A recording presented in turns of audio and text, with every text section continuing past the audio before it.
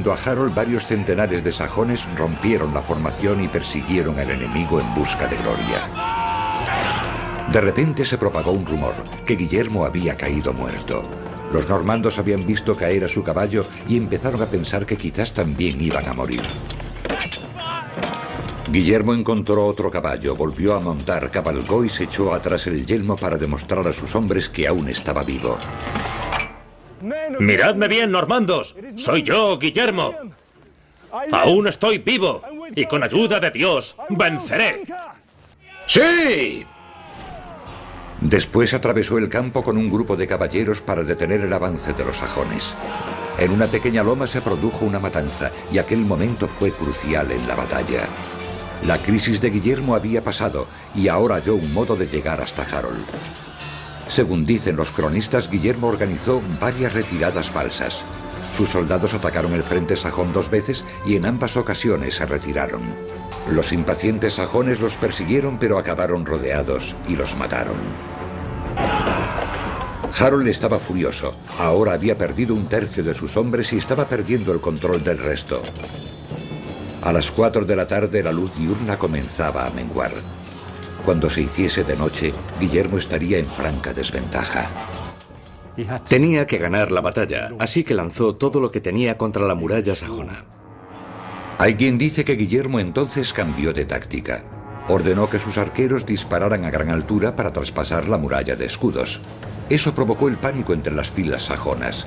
Los 2 hermanos de Harold cayeron muertos por impacto de flechas. Fue una táctica inteligente por parte de Guillermo. Sus soldados cargaron de nuevo y pudieron atacar en torno a los extremos de la muralla de escudos ya más corta. También penetraron por el medio hacia el rey Harold. Guillermo presintió que la victoria estaba cerca, pero tenía que matar a Harold antes de poder ser rey y declararse conquistador de Inglaterra. Tras casi 8 horas, la batalla de Hastings estaba alcanzando su punto culminante. Guillermo se había quedado sin caballo 3 veces y un hacha sajona le había mellado el yelmo. A las 4 de la tarde, los normandos habían penetrado la muralla de escudos sajones.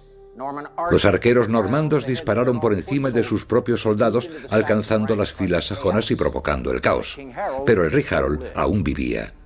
La conquista de Inglaterra aún no estaba al alcance de Guillermo.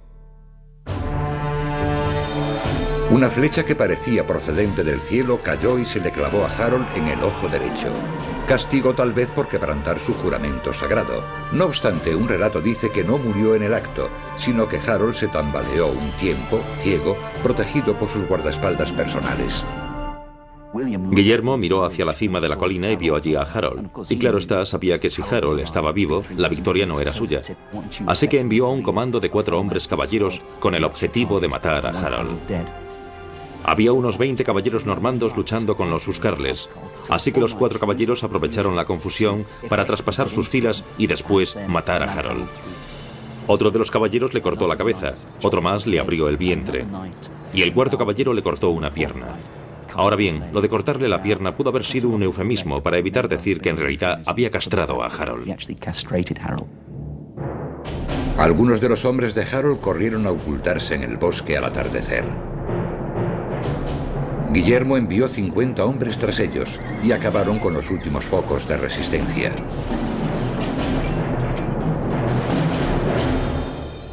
Finalmente, al anochecer, Guillermo volvió a su campamento.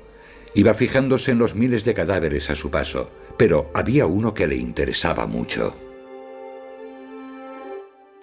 No sabían cuál era el cadáver de Harold, y solo lograron reconocerlo cuando su amante acudió al campo de batalla y lo identificó por rasgos físicos que solo ella conocía. Puede que entre el 20 o el 30% de los normandos acabasen muertos o gravemente heridos, pero no lo sabemos seguro. La lista de bajas de los ingleses debió de ser enorme, porque sabemos que Guillermo contó con muchas tierras para repartir, ya que sus propietarios habían muerto en Hastings. Cuando Guillermo obtuvo la victoria en la batalla de Hastings, se limitó a esperar que el resto de Inglaterra se rindiese, pero no sucedió. Así que el 20 de octubre, el ejército normando se puso en marcha de nuevo. Entonces se dirigió a Londres dando un gran rodeo, con objeto de atacar la zona rural para que todos supieran que el ejército iba de camino, y así sembrar la confusión entre sus enemigos. El ejército de Guillermo recaló en todas las grandes ciudades del sur. Dover, Canterbury y Winchester se sometieron en cuanto llegó Guillermo.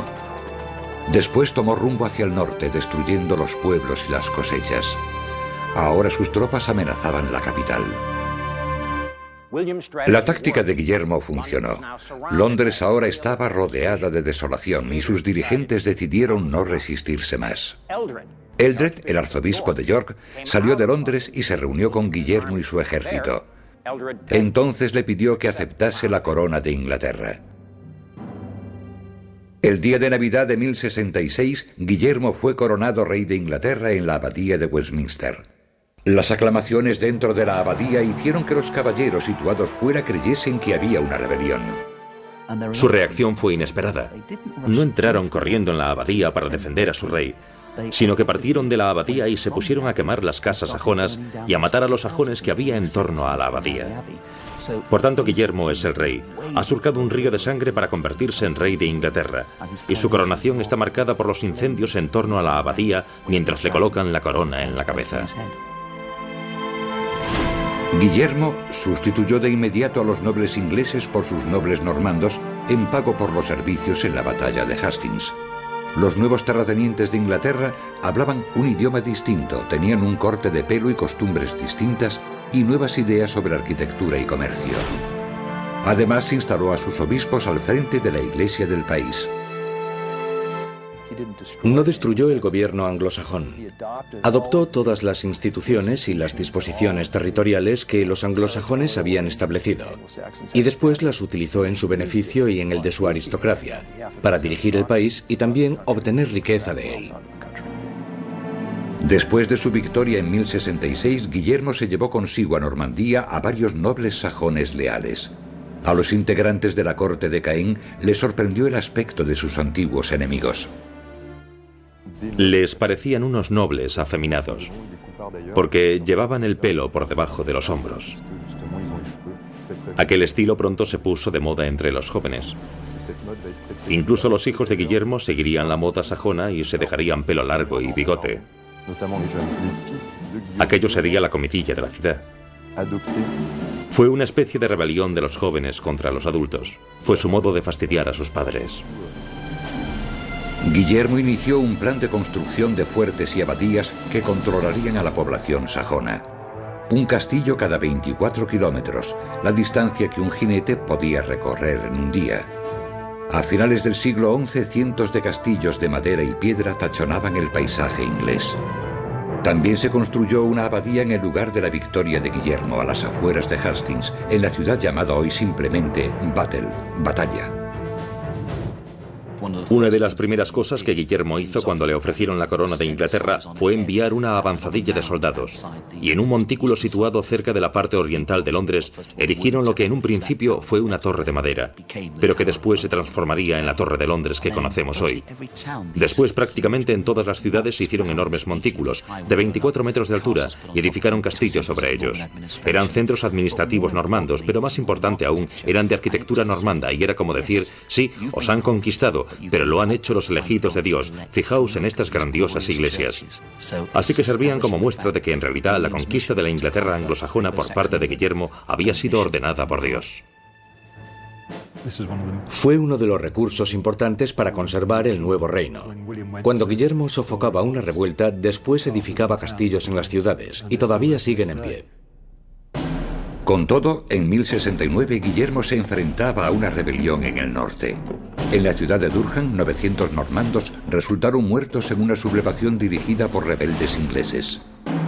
Una vez más, Guillermo se puso el yelmo y condujo un ejército hacia el norte para sofocar la rebelión. Durante su marcha a través de los condados del norte, Guillermo ordenó la aniquilación total.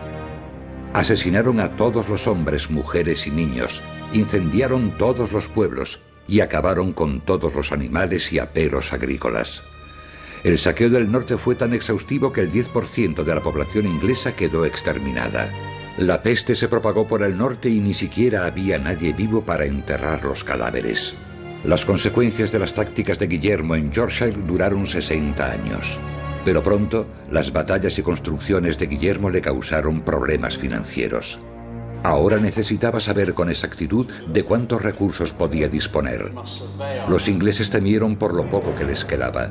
La noticia corrió de pueblo en pueblo. El juicio final se acercaba.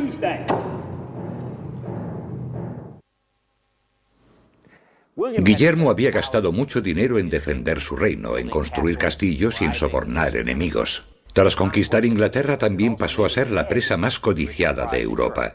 Era hora de comprobar sus recursos. Ordenó hacer un balance de todas las propiedades de Inglaterra que pudiesen gravarse con impuestos para costear su ejército. Ese balance se llamó Libro del Juicio Final.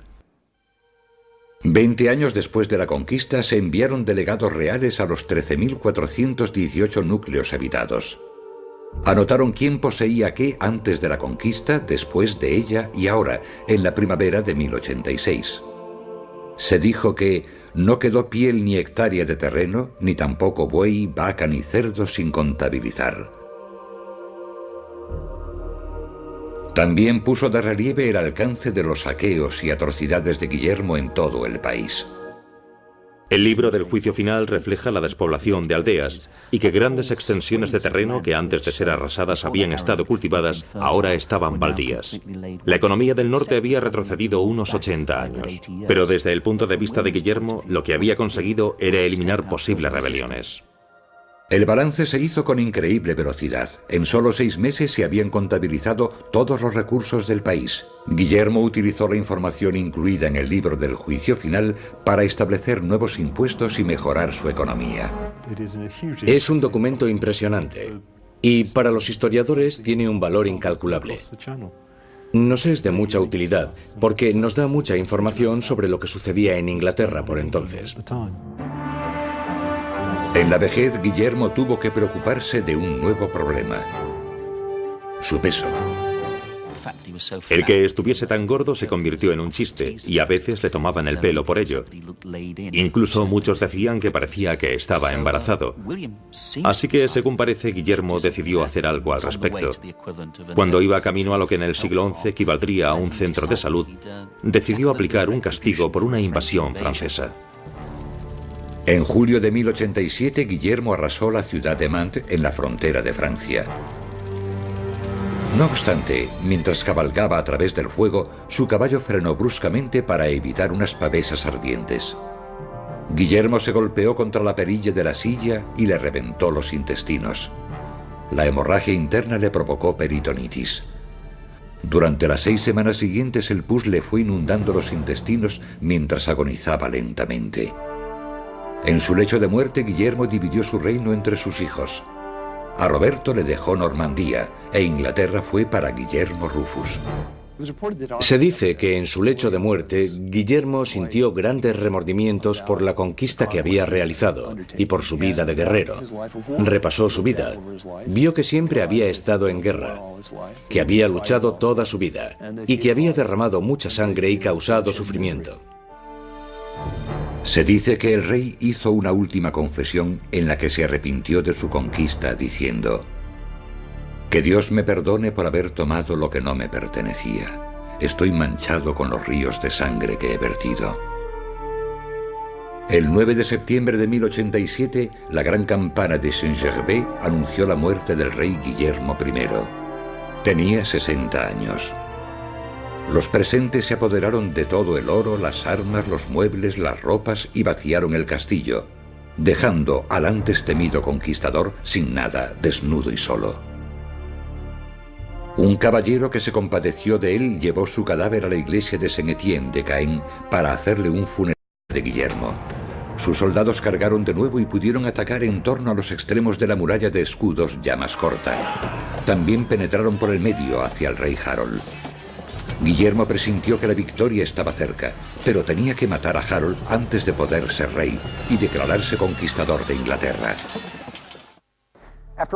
Tras casi 8 horas, la batalla de Hastings estaba alcanzando su punto culminante. Guillermo se había quedado. Según dicen los cronistas, Guillermo organizó varias retiradas falsas. Sus soldados atacaron el frente sajón 2 veces y en ambas ocasiones se retiraron. Los impacientes sajones los persiguieron, pero acabaron rodeados y los mataron. Harold estaba furioso. Ahora había perdido un tercio de sus hombres y estaba perdiendo el control del resto.